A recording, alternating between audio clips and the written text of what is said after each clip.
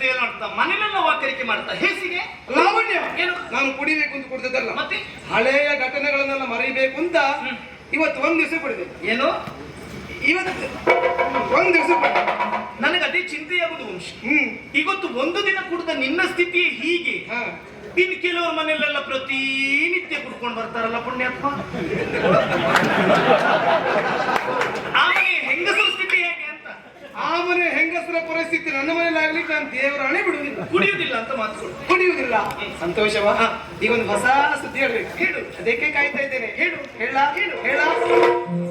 ಮಾನಸವೀಣೆ ತಂತಿಯ ಮೀಟೆ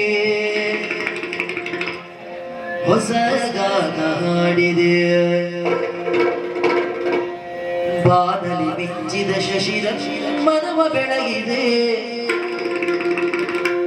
ಮಾನಸವೀಣೆ ತಂತಿಯ ಮೀಟೆ, ಮಾನಸವೀಣೆ ತಂತಿಯ ಮೀಟೆ